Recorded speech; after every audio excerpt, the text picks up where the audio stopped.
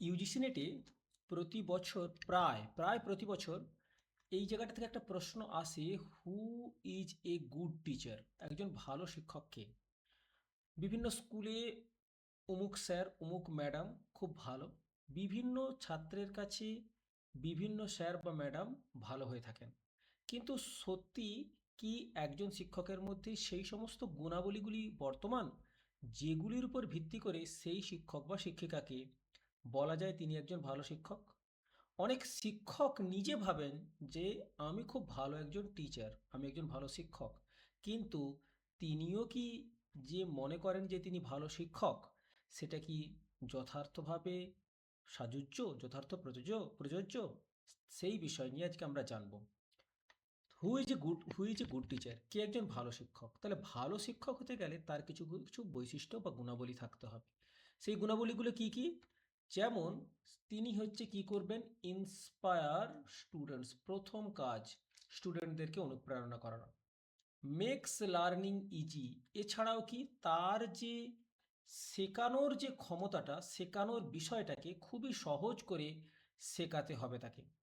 Helps in overall development, শুধু পড়াশোনা নয়, সার্বিক দিক থেকে তাকে উন্নত করতে হবে, তাকে সার্বিক দিক থেকে তাকে উঁচুতে তুলতে হবে। তার যে কয়েকটা বৈশিষ্ট্য আছে সেই বৈশিষ্ট্যগুলো কি কি? যেমন স্ট্রং সাবজেক্ট নলেজ, তার জ্ঞানের ভান্ডারটা খুব শক্ত সবল হতে হবে। কি, তার ক্লিয়ার কনসেপ্ট তার ক্লিয়ার হতে হবে।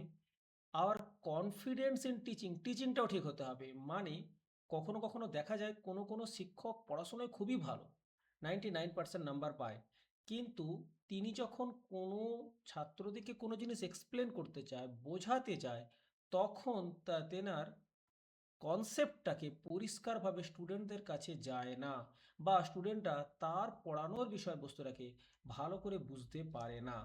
তো একজন টিচারকে শুধু তার জ্ঞানের ভাণ্ডারই তথ্য সমৃদ্ধ হলেই হবে না, তাকে একজন ছাত্রকে যখন কোনো কিছু বোঝাচ্ছেন বা পড়াচ্ছেন, সেটাকেও একবারে সুন্দর এবং যথার্থ হতে হবে, যাতে করে সেই স্টুডেন্টটি সেটা বুঝতে পারে, সেটাকে প্রয়োগ করতে পারে, এবং সেটার মাধ্যমে নতুন কিছু উদ্ভাবনী শক্তি সম্পন্ন নতুন কিছু তৈরি করতে পারে। দ্বিতীয় হলো এফেক্টিভ কমিউনিকেশন স্কিল, কথাবার্তায় দক্ষতা। বিভিন্ন শিক্ষক আছেন যিনি তার সাবজেক্টটাকে যখন পড়াচ্ছেন তখন তার যে কথাবার্তা, তার যে কমিউনিকেশন, একজন টিচারের সঙ্গে একজন স্টুডেন্টের মনের যে কানেকশন, যোগ, এটার জন্যে সেই শিক্ষকের কমিউনিকেশন স্কিল খুব সুন্দর হতে হবে। কমিউনিকেশনের মধ্যে তার রেটোরিক, অলংকার থাকতে হবে, এবং কমিউনিকেশন যেন তার সরাসরি সেই স্টুডেন্টের মন ছুঁয়ে যায়। বিখ্যাত স্যার অলোক পান্ডে তার একবার ইন্টারভিউতে বলেছিলেন যে তার যে এত স্টুডেন্টদের, তার ক্লাসে কেন স্টুডেন্টরা এত ভিড় করে বা এত তার জনপ্রিয়তার কারণ কি, তিনি একটি কথা বলেছিলেন, সেই কথাটা ছিল লাভ, ভালোবাসা। ভালোবাসাই স্টুডেন্টদের সঙ্গে টিচারের সম্পর্ক মানে গভীর করে, আরও শক্তপোক্ত করে।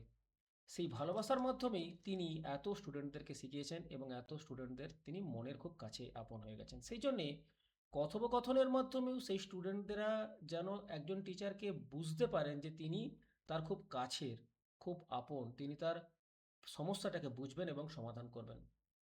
তো তিনি যখন কোনো বিষয়কে পড়াতে যাবেন, সেটা হচ্ছে সিম্পল এক্সপ্লেনেশন হবে, ব্যাখ্যাটা একবারে সহজ সরল হবে, ক্লিয়ার ইন্টারাকশনস হবে, এবং তিনি যে একজন স্টুডেন্টের সঙ্গে পারস্পরিক মিথস্ক্রিয়া করছেন সেটা একবারে পরিষ্কার এবং সুন্দর হবে। 3 নম্বর হচ্ছে পেশেন্স। পেশেন্স হচ্ছে টিচারের একটি গুরুত্বপূর্ণ এবং প্রধান ভূমিকা। পেশেন্সের মাধ্যমে একজন টিচার স্টুডেন্টদেরকে বুঝবে। একটা ক্লাসে সমস্ত স্টুডেন্টদের শেখার ক্ষমতা, বোধগম্য ক্ষমতা একই হয় না। কোনো স্টুডেন্টরা খুব তাড়াতাড়ি শিখে নেয়, কোনো স্টুডেন্টদের শিখতে একটু সময় লাগে, বুঝতে একটু সময় লাগে। তাদেরকে হবে না, তাদের দ্বারা হবে না, বা তাদের প্রতি একটা নেগেটিভ মনোভাব এবং নেগেটিভ শব্দ প্রয়োগ করে তাদেরকে সরিয়ে দেওয়া দিলে তাদের কোনো রকম শিক্ষা সম্পূর্ণ হবে না, এবং তিনি কোনো মতেই একজন শিক্ষক, আদর্শ শিক্ষক হতে পারবেন না।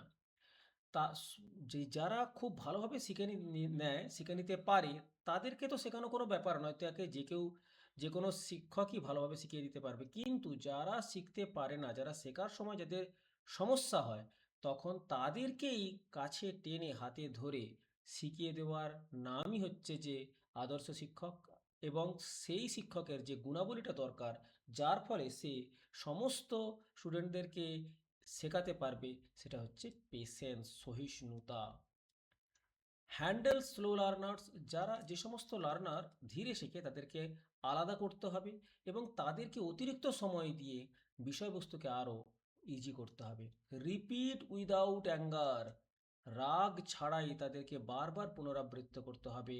মনে রাখার জন্য কোনো নেমোনিক্স ব্যবহার করতে হতে পারে, কোনো স্টোরির মাধ্যমে তাদেরকে বিষয়টাকে বলা যেতে পারে, ছবি ব্যবহার করা যেতে পারে, যাতে করে তাদের পড়াশুনোটাকে আরও হৃদয়ঙ্গম এবং তাদের পড়াশোনার প্রতি আকর্ষণটা জন্মায়। পরের হচ্ছে understanding the psychology of the learner. শিক্ষার্থীদের মনস্তত্ত্বটাকে বোঝাটা খুব জরুরি। কোনো শিক্ষক, কোনো স্টুডেন্ট যদি কোনো জিনিস শিখতে না পারে, সেটা কেবলমাত্র তার পড়াশুনোর প্রতি অবহেলা বা পড়াশুনো প্রতি যে সে অবহেলা দিচ্ছে বা পড়াশুনো তার করতে ভালো লাগছে না, তা কিন্তু নয়। কখনো কখনো কখনো কখনো তার হয়তো পরিবারের কোনো সমস্যা হচ্ছে, বা তার মনের ভিতরে কোনো সমস্যা চলছে, বা কোনো মেন্টাল প্রেসারে আছে, তার ফলে সে শিখতে পারছে না। একটা লাইন আমি শুনেছিলাম, লাইনটা বলছে যে, তার বাংলাটা বলছে যে, সবসময় প্রদীপের শিখা তেল না থাকার জন্যে, সরি, সবসময় প্রদীপের শেখা ঝড়ের বাতাসের আঘাতে নিভে যায় না, কখনো কখনো তেল না থাকার ফলেও নিভে যায়।